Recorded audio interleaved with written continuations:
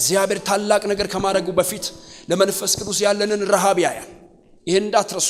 ከመንፈስ ቅዱስ ጋር ያለን ኢንቲሜሲ በጣም ወሳኝ ነው። ሁለተኛው የእግዚአብሔር መንፈስ በኃይል ከመምጣቱ በፊት በጣም ከህይወታችን የሚፈልገው ኢየሱስ ላይ ያለንን እርግጠኝነት ነው። ኢየሱስ ለኛ ማን ነው? ኢየሱስ ላይ ያለን እርግጠኝነት ወዳጆቼ የእግዚአብሔር መንፈስ በኃይል እንዲንቀሳቀስ በር የሚከፍት ነው። እናቀዋለን ኢየሱስን በግል የመጀመሪያው መንፈስ ቅዱስን በግል እናቀዋለን ወይ ነው? ኢየሱስንስ በግል እናቀዋለን? ተችዋለ አይተነዋል፣ ህብረት እናረጋለን ወዳጆቼ አለን። ይሄ ክርስትናን ምትለይ ብቸኛዋ መስመር እቺ ናት። እኩል ተምረው ጴጥሮስ 30 ዓመት አገለገለ፣ እኩል ነው የተማሩት። ዮሐንስ 60 ዓመት ነው ያገለገለው። ያዕቆብ 10 ዓመት ነው ያገለገለው። ኢነር ሰርክል ይባላል። የኢየሱስ በጣም ፍሬንድ ናቸው ከጌታ ጋር። የተለየ ነገር ሲያደርግ ኢየሱስ ጴጥሮስ ዮሐንስና ያዕቆብ ነው። ያዕቆብ ቀድሞ 10 ዓመት ሞተ። ከዛ 30 ዓመቱ ላይ ጴጥሮስ ሞተ። 60 ዓመት አገልግሎ 90 ምናምን ዓመቱ ላይ ዮሐንስ ሞተ። ሶስቱም እኩል ነው የሚሸለሙት። የ60 ዓመቱ የሚበልጥ አይምሰላችሁ። አገልግሎት የሚለካው ኢየሱስ ምን ያህል ገብቷል ነው። ሁለተኛው መንፈስ ቅዱስ ከኛ የሚፈልገው ምንድነው ካላችሁ የመጀመሪያው እግዚአብሔር ታላቅ ነገር ከማድረጉ በፊት ለመንፈስ ቅዱስ ያለንን ረሃብ ያያል። ይሄን እንዳትረሱ። ከመንፈስ ቅዱስ ጋር ያለን ኢንቲሜሲ በጣም ወሳኝ ነው። ሁለተኛው የእግዚአብሔር መንፈስ በኃይል ከመምጣቱ በፊት በጣም ከህይወታችን የሚፈልገው ኢየሱስ ላይ ያለንን እርግጠኝነት ነው። ኢየሱስ ለኛ ማን ነው? አይ ቲንክ የመጀመሪያ ቀንም ይሄንን አንስቻለሁ። የእግዚአብሔር መንፈስ ይሄንን በጣም ይፈልጋል። ኢየሱስ ላይ ያለን እርግጠኝነት ወዳጆቼ የእግዚአብሔር መንፈስ በኃይል እንዲንቀሳቀስ በር የሚከፍት ነው። ጌታ ኢየሱስ 3 ዓመት ተኩል አብሯቸው ከኖረ በኋላ ከሞተና ከተነሳ በኋላ 40 ቀን አልፎ እየታያቸው አይደል? 40 ቀን አልፎ እየታያቸው ስለ እግዚአብሔር መንግስት ከነገራቸው በኋላ ሕያው መሆኑን በብዙ ማስረጃ አረጋገጠላቸው ይላል። እነ ቶማስ እንዳይጠረጥሩት ና ንካኝ አይደል ያለው? ቁስሌን ንካ አለው። ይሄው የተወጋው ንካ አለው።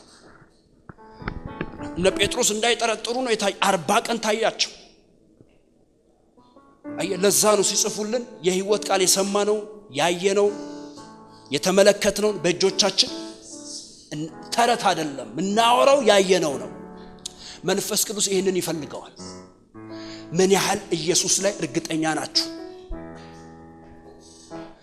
ምን ያህል እንደው በደንብ ባይበራልን ጥቂት አይተነዋል። ጥቂት ክብርም ቢሆን በልባችን የበራ ነገር አለ ልባችን ውስጥ ያለ ተቻለ። እናቀዋለን ኢየሱስን በግል የመጀመሪያው መንፈስ ቅዱስን በግል እናቀዋለን ወይ ነው? ኢየሱስንስ በግል እናቀዋለን? ተችዋለ አይተነዋል፣ ህብረት እናረጋለን ወዳጆቼ አለን። ይሄ የልቦና አይኖቻችን ተከፍተዋል። እግዚአብሔር በእውነት በኢየሱስም ያብዛልን። እርግጠኛ እንዲሆኑ 40 ቀን ታያቸው ከሙታን ከተነሳ በኋላ እንዳይጠረጥሩት። ለዛ ነው ጴጥሮስ እንዲህ አለ። ሁለተኛ ጴጥሮስ ሲጽፍላቸው ካረጀ በኋላ ወደ ጌታ የሚሄድበት እድሜ እንደቀረበ አውቆ ከዚህ ድንኳን ልለይ ነው ጊዜው ቀርቧል ጌታም ነግሮኛል ካለ በኋላ ለሚጽፍላቸው ሰዎች እንዲህ አለ። የእርሱን ግርማና አይደል የመምጣቱን ኃይል አይተን እንጂ በብላት የተፈጠረ ተረት ተከትለን አይደለም ይሄን የጻፍንላችኋል። ወንጌል ተረት አይደለም፣ አይተነዋል። ማየት ይሁን ካላያችሁ እኔ የኢትዮጵያ ክርስትና በጣም የሚያሰጋኝ እዚህ ጋር ነው። በእውነት የሚያሰጋኝ እዚህ ጋር ነው። ከኢየሱስ በላይ የሚደንቀን ብዙ ነገር አሁን አለ። ይኸውላችሁ ኢየሱስን አይቶ ለጀመረ ሰው እዚህ ምድር ላይ ምንም አምጡለት መደነቅ አይችልም። ምንም አምጡለት ልታስገርሙት አትችሉ። ምንም ይሁን በመጨረሻው ክብር የጠገበ ይሄንን አይተው እኮ ነው ቤተ መንግስት ለቀው የወጡት። እኛ ለመግባት ምን ጓጓን ህይወት ለቀው ወጡ የተባለላቸው አይተው ነው አይልም? ሙሴ አይቶት አይልም? የግብፅን ሀገር የንጉስ የልጅ መባልን ለቆ ወጣ ይላል። ያየ ሰው ካላየስ ሐዋርያት እኔ ከኛ የሚበልጡት በምንም አይደለም። በጣም ይጸልያሉ፣ ቃል በጣም ያነባሉ። በጣም ግን ከኛ የሚበልጡት በምን እንደሆነ ታውቃላችሁ? ከኢየሱስ ጋር ልናገር ከሚችለው በላይ የተጣበቁ ነበሩ። በጣም የተጣበቁ የኢየሱስን ጠረንና መዓዛውን መገኘቱን አጥተው ደቂቃ መኖር አይችሉም። በየደቂቃው ተች ይፈልጋሉ። እስር ቤት ገብተዋል። እስር ቤት ገብቶ አላጉረመረሙ። በጌታ ደስ ይበላችሁ ብሎ ነው የጻፉት። ጀርባቸው እስኪተለተል ተገርፈዋል። ተገርፈው ሲወጡ ግን አረፉ፣ ተኙ አይልም። 80 ኪሎ ሜትር ጳውሎስ ፊልጵስዩስ ተገርፎ 80 ኪሎ ሜትር ነው በእግሩ ሄደው ወንጌል ለመስበክ። ተሰሎንቄ ገብቶስ ብዙ ሰው ጌታን የተቀበለው በጳውሎስ ስብከት አይደለም፣ የጳውሎስን ቁስል አይቶ ነው። ይሄ ሰውዬ እንደዚህ የደማ እንደዚህ ቆሳስሎ ምንድነው የሚያወራው ብለው ተገርመው ነው ጌታን የተቀበሉት። ቆስለው ማያሳርፋቸው፣ ታስረው ማያሳርፋቸው አንድ ተቻለ አላችሁ። እሱ ዛሬ ጥያቄ ይሄ ነው። ኢየሱስን ታውቁታላችሁ? በግል ይመጣል እናንተ ጋር ይመጣል አለ ጃዳስ በኢየሱስ ስም ዛሬ ለአንድ እድለኛ ይሄንን በረከት ልባርከው። እንደመጣ አትመለስ። አይኖቻችሁ በኢየሱስ ስም ይከፈት። ከፈት። ለጳውሎስ ሐናንያ ያለውን ልበልና ልጸልይላችሁ። ጳውሎስ ኔክስትን በጣም ዝነኛ ነው እዚህ ቤት፣ በጣም በዚህ አገልግሎት በጣም ወደውም ሰው ነው እና ማንም ሰው ሊመልሱ አይችልም። እና ጌታ ኢየሱስ መንገድ ላይ ከታየው በኋላ ሐናንያ መጥቶ እንዲህ አለው፣ ሁሌ ልቤን ይነካዋል። የስንቶቻችሁ እንደሚነካ አላቅም። ሐናንያ ብዙ ነገር አላወራውም፣ ብዙም አዲስ ኪዳን ላይ ታዋቂ አይደለም። እና እንዲህ አለው ጳውሎስ፣ ሳውል ሆይ አለው። ከዛ ጻድቁን እንድታይ የመጀመሪያ ጻድቁን እንድታይ፣ ከዛስ ከአፉ ቃሉን እንድትሰማ፣ ሁለት ምስክር እንድትሆነው መርጦሃል። ከዚህ ሁሉ ሚነካኝ ጻድቁን እንድታይ የሚለው ቃል ነው። ጳውሎስ ሁሉም ቦታ ሲሰብክ እችን ቃል ያነሳል። ለምንድን ነው የሚያነሳው ካላችሁ፣ ለንጉስ አግሪጳ እንዲህ አለው። አንድ ሰባኪ ሲሰብክ አግሪጳና ጳውሎስ ጓደኞች ነበሩ ይላል። እኔ አልደረስኩም፣ አንድ ላይ ተምረው ነበረ ድሮ ይላል። እና ጳውሎስ አግሪጳ ፊት ሲቆም ከ2 ዓመት እስራት በኋላ ነው የመጣው። ከኢየሩሳሌም ጀምሮ የመጣበትን መንገድ እናንተ ታውቃላችሁና አግሪጳ ፊት ሲቆም እስረኛ ሆኖ ነው። ሰንሰለት እጁ ላይ አለ። ከእስር ቤት ነው የወጣው። 2 ዓመት የተረሳ ሰው ነው። አግሪጳ ጠየቀው ጳውሎስ እና እንደዚህ ያለው ከጎኑ የተቀመጠው ፊስጦስ የሚባለው ንጉስ ጳውሎስ ሆይ አለው። አቤት አለ። ንግግር ወደ እብደት አዙሮሃል አለው። እና ተወው ይሄንን ክርስትና ሲለው እንዲህ አለ፣ ንጉስ አግሪጳ ሆይ አለ፣ ሰንሰለቱን ከፍ አድርጎ ከዚህ ሰንሰለቴ በቀር ሁላችሁም እንደኔ እንድትሆኑ ወዳለሁ አለ። ጸሎቴ አለ እንደኔ መከራ ይድረስባችሁ እንጂ እኔን የነካኝ ይንካችሁ ነው።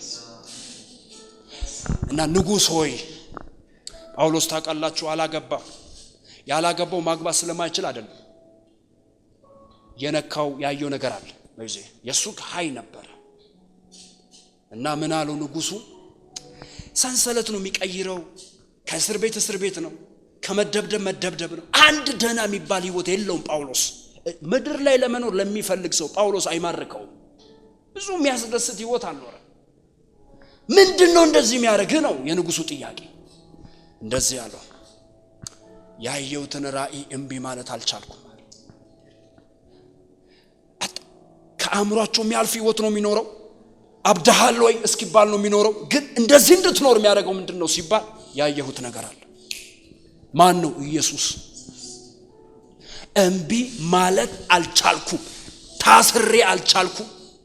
ተደብድቤ አልቻልኩም። ሞቶም አልወጣላቸው ማለት ሞቱለት በሞቱ እንድመስለው ብሎ ጸለየ።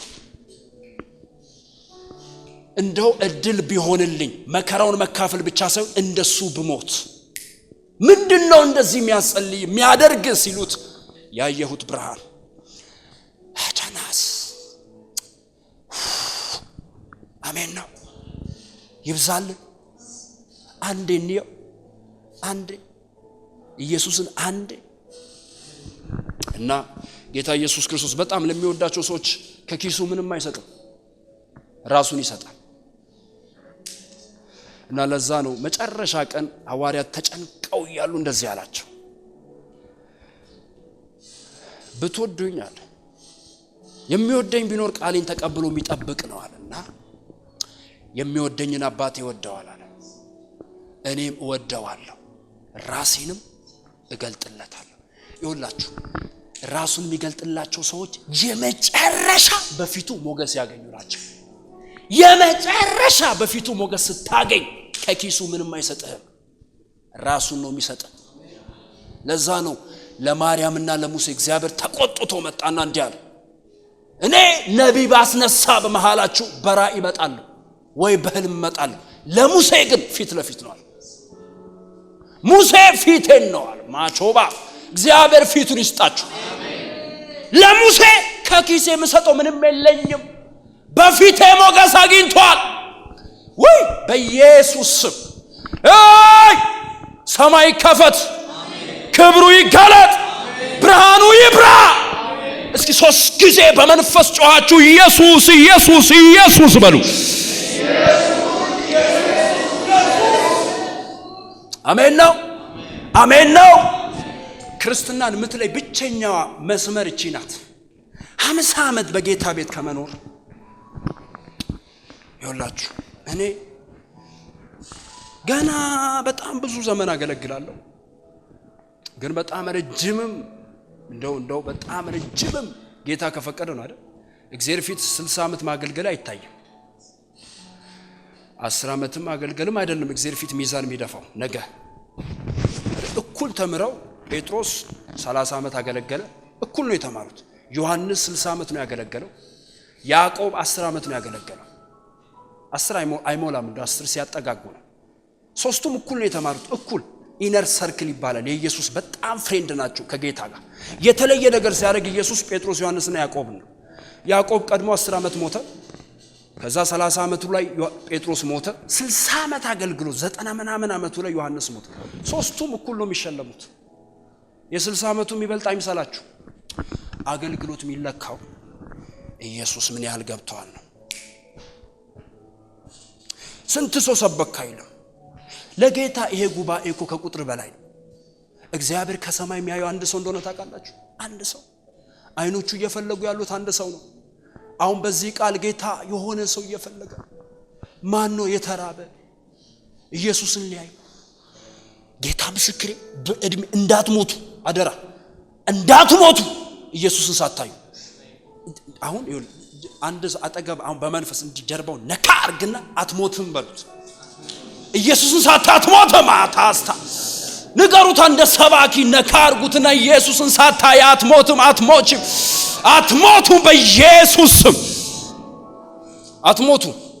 ልክ እንደ ስምዖን አሜን ነው። ሳላየው አልሞትም እንዳለው አየው። ሚኖረው ጌታን ሊያይ ነው። እድሜ የሚጨመርለት ጌታን ሊያይ ነው። ጉልበታችሁ ካለቀ ለጌታ ይለቅ። ከጮኻችሁ ለጌታ ጩሁ። እኔ አላቅም አንድ ቃል ይመጣል ብሎ ግን እቺን ብቻ በላችሁ ስለሚለኝ ልበላችሁና